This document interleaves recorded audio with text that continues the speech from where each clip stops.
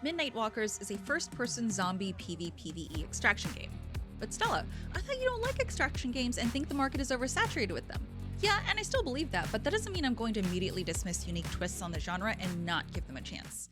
And no, that does not mean that I'm going to give Tarkov another shot. Midnight Walkers is a game show that's taken the world by storm. The whole game takes place in a mega complex called Liberty Grand Plaza.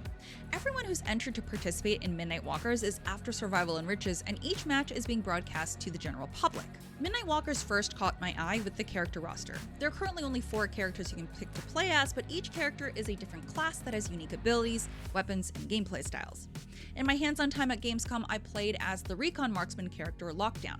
Lockdown uses a bow and arrow and has the ability to scout ahead using sonar arrows.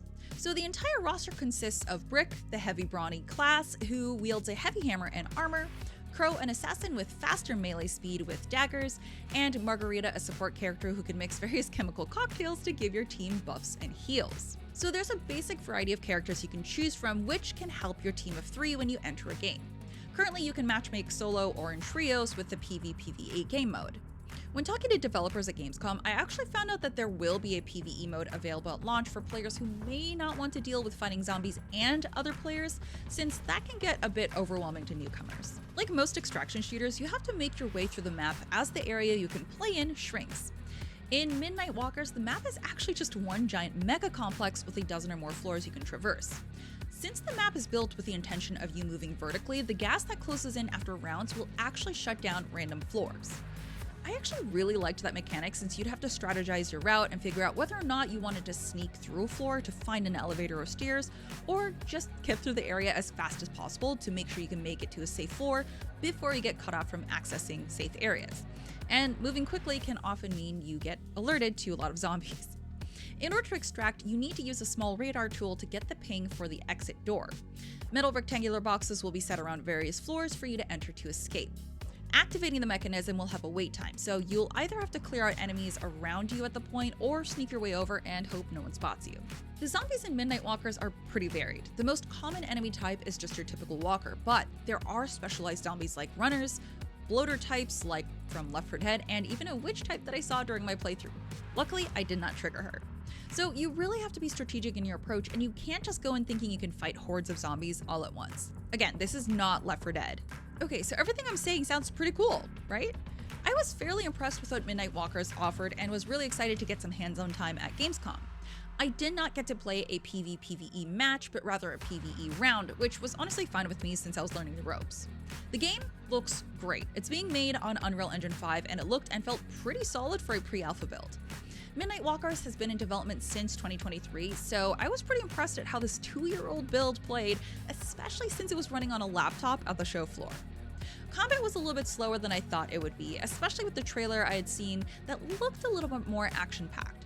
You had to be pretty deliberate with your melees, at least with Lockdown's character, and you had to make sure you did this dance of stepping forward to slash or poke, then stepping backwards as the melee hit to ensure the zombie's retaliation swing wouldn't catch you. I did find myself struggling the first few times I'd fight zombies though, because the melee range was very different depending on the weapon you used, and there was a delay between your input and the actual swing or thrust.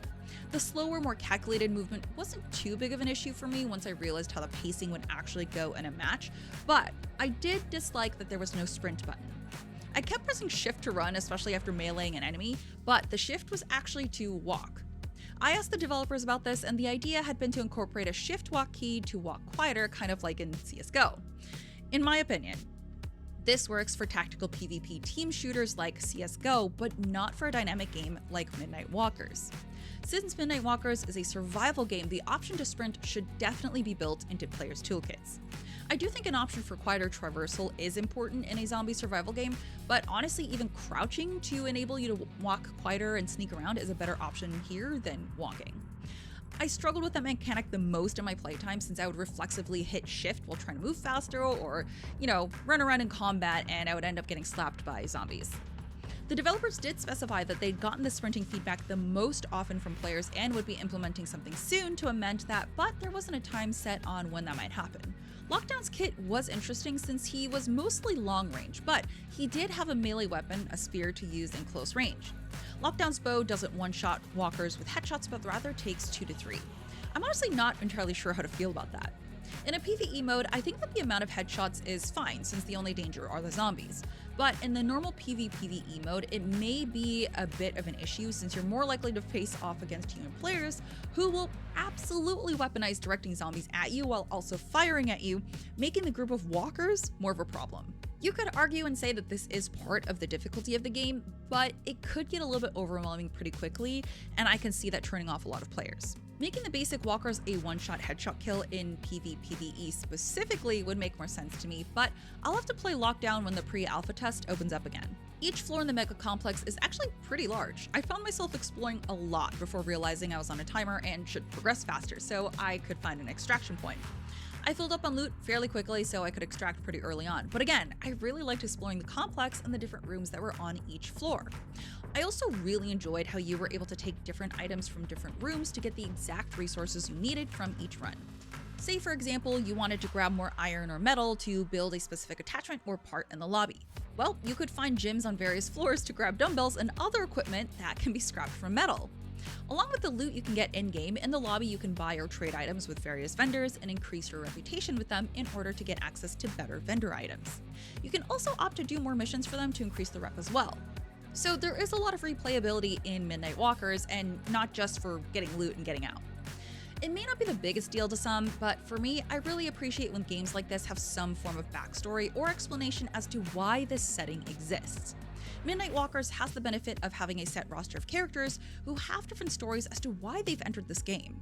In the main menu, you can actually decorate your in-game lobby to look however you want, and you can unlock different decorations that are unique to whichever character you're playing as. I did ask the developers if any more story content would be added to the game, and they said that in the future there would be more in-game dialogue and potentially vignettes released every so often, but Midnight Walkers is very much still in development.